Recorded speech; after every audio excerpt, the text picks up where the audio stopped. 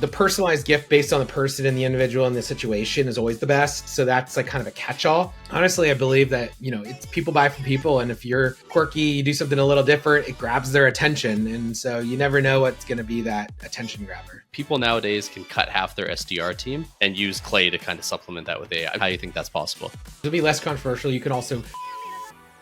Hello, welcome to B2B Revenue Leaders. I'm your host, Dustin Tysick. Today, I'm joined by Kris Rudeegraap, who is the co-CEO and co-founder at Sendoso. Welcome to the show, Kris. Thanks for having me, Dustin. Excited to be here. Yeah, thanks for being here. So obviously, Sendoso, most of our listeners are B2B SaaS marketers for the most part. Probably have heard of you all. So we're going to talk about gifting and all that. But before this, one thing you mentioned was, people nowadays can cut half their SDR team and use Clay to kind of supplement that with AI. I've seen people do this well. I've seen people do it horribly. So curious your take on that and how you think that's possible. Totally. And to be less controversial, you can also double your output if you don't feel like you want to cut people too. Fair enough. Yeah. That's another way to look at it. But yeah, so, we went through kind of an aha moment about a little over a year ago where, and it's kind of stemmed from the ZERP era where you had infinite money to scale infinitely. Yeah. And so you didn't have to really worry about your SDR motion. It was like, I'll just throw more heads at it, infinite heads. And so about a year-ish ago or a year and a half ago, we started planning like, well, what if we wanted to continue to grow pipeline from Outbound, but didn't necessarily want to keep hiring people or even wanted to shrink that team? How would we do it? What would we do? And what is the, most efficient way to do that? And so we did a little bit of like really tactical, like what are these SDRs doing in their day to day? And it's like 3 minutes here from going to do a Salesforce search to going to do a LinkedIn search, and 2 minutes here of like copying this and pasting it over here, or 7 minutes here going to go to this record database and searching for an email address. What we realized was like, how do we use Clay, which was something that was introduced to me about a year and a half ago, to automate all this, and then also to add a little AI touch to it. And I know the rage is like AI, SDRs, and AI is replacing everything, or like SDR is dead. But the way that I look at it is the Clay can automate a lot of the manual tasks. I wouldn't necessarily call that AI. I would call that just extreme automation. And it's like, a lot of ifs then that's more or less. And for those of you who don't know what Clay.com is, I like to think about it as like a spreadsheet meets Zapier. And there's a lot more than that, but it has a ton of data behind it, but it's really a lot of data orchestration. And so we were able to rethink and rework how our SDRs did their job to the point where, about 90% of the manual work we were able to get rid of, and instead automate that through Clay and through part of their outbound motion. So they were mostly focused on high priority intent contacts to then take more action, phone call, Sendoso, social avenues, rather than a lot of the manual copy paste. So that was the first thing that Clay did. And that wiped out, it allowed us to reduce the size of our SDR team, but keeping the numbers even more so than the team did. The other thing is we introduced this really interesting AI component where, I think yesteryear you'd be like, hi, first name. Hey, companies like insert yours. It was really like inserting variables, but instead with Clay and with OpenAI, you could be like, write like a one sentence about what a B2B marketer would want that is in this industry, that looking to solve this problem, and use Sendoso to solve that problem. And then it'll write you a hyper-personalized sentence for that specific human prospect that would be which would have been a human task before, but now you can't see the difference. There's two things I like there, because I think where it's gone wrong with Clay is let's quadruple or 10x the amount of emails we're sending. Yeah, no way. Like you said, with just some spin tax or kind of like moderate changes to get around the email filters. I think that's where people are going crazy. I like the idea of the automation to save time so you can actually focus on high value tasks, because the interesting thing there too is we've all kind of been doing Clay type stuff manually for a long time. It was just a giant pain in the ass. Like I remember managing all these data sources for my SDRs and like trying to do it. So I would imagine this will actually hopefully help with retention on your SDR team as well. Yeah, no one likes those tasks. Yeah, exactly. So I'm curious, since you're automating all of that and going towards more the personalization, has it changed how you hired at all? I'm just wondering because it's kind of two separate skill sets a little bit. Yeah, well, I think the way that we think about it is one is when we were interviewing for new SDRs to the team, we kind of say, hey, how would you work in this scenario? And we can unlock some interesting responses in terms of how they think about the change of sales development. It's also allowed us to empower others from the organization. So our growth marketer, a couple other folks are even more compelled by our outbound motion. We even moved it under the marketing org too from the sales org because it was perceived as a much more exciting, more of a thoughtful exercise than maybe previously. It was a bit of like more junior folks just like spamming. And now it's like so much more strategic in our messaging, in the automation and orchestration is more strategic, how it ties into a lot of intent data so that the SDRs now are spending a bunch more of their time on really high intent conversations than just what's the next person on the call list I should call, or the next email sequence step that's just happening. The activity for activity's sake. And the thing I like is someone, you're in this boat too, who gets a lot of sales emails. It's going to result in better sales emails that aren't going to be annoying and aren't the same one you've received 300 times. So I think that's a key point. And then you mentioned as well, like it frees up time for Sendoso or LinkedIn tasks or things that are more personal and that don't really scale as well. So I want to talk about that because with gifting as well, I found it difficult to do on a small budget, has always been my issue working at tiny teams, more so on outbound. You can do it for other things and high intent, but I'm curious how you all factor that in on the pure cold outbound with Clay. Like, how do you figure out when do you actually use gifting to drive that one forward and create pipeline? Yeah, so I think there's a couple different ways. One is you mentioned with intent, and so if you're showing more intent, so I think that's an obvious one. I think people can relate to that. There's also, you can see Clay plays that work like, hey, if anyone changes jobs, I want to send them a bottle of champagne. And so some of these plays that you can build out with Clay are more obvious to use gifting with it.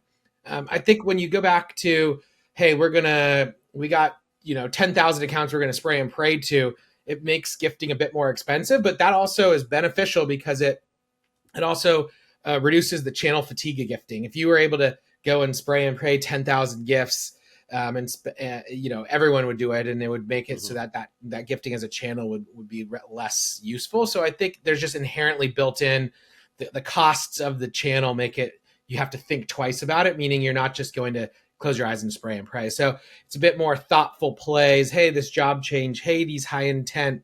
Hey, I've got, as an SDR, maybe I have, $500 a month to spend. So I'm going to self-select and pick the best accounts that I know I want to send to, or the ones that are at the right stage. So I think that selection then leads to better personalization, then leads to better conversion overall. Yeah, the personalization part is interesting with gifting as well, because I've got a lot of Yeti mugs over the years. Like people send those out. Whereas the ones that have resonated, it's where, I don't know, they saw I was in Vancouver and posted something about hockey. So they sent something with or just something where like you actually took the time to do a little research. So is that something that you all focus on as well, is that personalization and really getting something that the person cares about and will matter to them? For sure. So we look at it in a couple of different ways. One is the hyper-personalization is critical. We actually have been releasing some really cool AI functionality that takes into account this person interest graph, scouring data from first party, third party, and other data sources to go out and do that heavy lifting, so you don't have to spend 20 minutes going to scour like a tweet from 6 years ago, but you can let us and the data and the technology do that. So I think that's important. I think there's also like time-based events. Like if you changing jobs, that doesn't necessarily have to be like the perfect type of gift, but a champagne or a celebratory item works really well there. And then there's also more of like, hey, I want to get you to our HubSpot inbound booth. I'm going to send you like a golden ticket or something that's related to the action that you're trying to take, which is maybe driving an attendance. And so it's more of the messaging and the call to action can be personalized. Doesn't necessarily have to say, for Dustin, I'm going to have the golden ticket be, personal to him. It just has to be personal to this call to action. Yeah. Yeah. Something unique that will actually stand out. It all kind of falls a little bit in the same bucket as well, where it shows you took the time and it's not just a Salesforce trigger that hits and spams out a bunch of stuff, right? Yeah. And then another thing as well on the gifting side, speaking to the co-founder of a company like this, I'm thinking back 15 years ago, I started in sales. We were doing this not scalable whatsoever. Like I was bringing stuff to people's doors and like knocking on, potential clients' doors, and it was working. So I'm curious, what was kind of the impetus that led you to actually find a way to make this scalable, and what was the big idea here? Yeah. So similarly, I was in B2B sales for about a decade before starting the company. And about 9 years ago, I was starting to feel that there was an email fatigue happening. Ironically, that was 9 years ago, and it still is happening. But it was when I started to see these email sequencing tools take off. So you could, close your eyes and add a gazillion people to a sequence. And so I was manually writing handwritten notes, sending them out. I'd manually be on a call and hear a dog bark and follow up with a dog toy that I would get from Amazon, or all that was personalized gifting really worked. It was just going to the post office sucked. Looking at FedEx tracking link sucked. Convincing my boss that I was expense reporting an Amazon gift and it wasn't for me or my wife, that sucked. So I said, what are all the things that suck and how do I build it so the next person in line, the next future Kris who wants to do it doesn't have to deal with that? And so I built for myself what I wish I had. And, here we are later today with hundreds of millions of spend, tens of millions of people and billions in impacted pipeline. I felt that pain as well. Like for mine, it was the old school. I was selling to university professors, so it was old school. I could actually go to the door and knock and have a philosophy prof slam the door in my face, and those good old days. But you mentioned the billions of dollars in basically revenue and returns generated from this. I know with some like CROs, for example, if you're trying to pitch this, they are going to want you to tie it to very specific revenue. Yeah. Whereas that can be hard because it's not a direct response, see an ad, buy an ad. It's more like it influences sales motion, speeds up sales cycle. So for people who are thinking through this and haven't been able to get the initiative off the ground, how do you recommend they go about pitching, building gifting into their sales motion? Yeah. So I think we can help track things, and we can help track it a lot more than you can on your own. And so I think that's the first thing. I think, if you're in B2B marketing and sales, that attribution is directional and it's not perfect. So if we can say, hey, these sequences for Outbound had, a gift component, these didn't, and these converted better, or, hey, these people were influenced by a gift, or, hey, this person got something and then they took my meeting. Those different things can give you directional help, and we can automatically tag people to your HubSpot or Salesforce, and we can automatically show reports on that. And we could even generate, QR codes or short URLs so that you can track things even better. But I think for more organizations, it's a mixture of, okay, directionally I can track this and I know it's working. I also believe in a better buying experience for our buyers. And I also believe in that at a high level, and I think this resonates with a lot of CROs and CMOs or VPs, is that they are equally inundated by a gazillion emails. And so when they get something creative, personalized, when they get a gift or a mailer, it stands out to them. So like, why wouldn't you want to do that for your team? I feel like that sounds obvious, but most people, when I tell them that, they're like, oh, aha, it is true. So I think there's a bit of intuition in that as well. And so I think all those combined, give people a reason to want to sign up. Yeah, it's the thinking about like, how would I feel if this happened is important. I think it's overlooked at CROs because you get people preaching, triple tap, keep calling. Like, I'm fine with cold calls. I think they do work. I agree. There's certain things though where people just, the activities become the activities for activity's sake, and it is a horrible buying experience. Yeah. To the point where I think I've actually been turned off companies from how aggressive they are when I actually kind of like their product. Yeah. So I think that's a key thing to consider there. Yeah. And I think, we're entering a new era of how you engage with buyers, what buyers want. I think, and so now's the time where as a CRO, you kind of have to modernize and realize that there's new tactics that you should employ. And so I think that's important too. Yeah. And so on those new tactics, like you mentioned, the clay approach, obviously gifting, which you all have been doing for a very long time. What else do you see kind of coming down the pipe here that you view as a way to change things in sales to, move forward a bit? Other things that I'm seeing or that we're doing, we're experiencing with other means for advertising, not just like LinkedIn ads, but we're testing out things like podcast ads and other channels that are, as our listeners, we think, or our buyers, we think, hey, they might be listening to this podcast right here.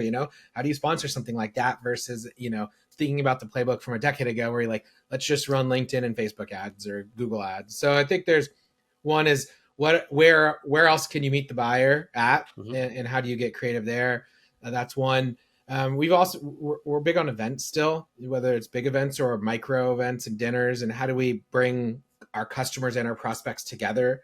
I Yeah. think that's important. We're big on these communities where customers and prospects get together, like Pavilion and some of these other Mhm. events where we can sponsor the community, where we can contribute to these communities that are a bit hidden. It's not like it's a public forum, but there's ways for us to either sponsor them or just create super happy power users that are willing to go out there and sell on our behalf. And I think creating these customer influencers is a critical component to that too, and having people love what you build.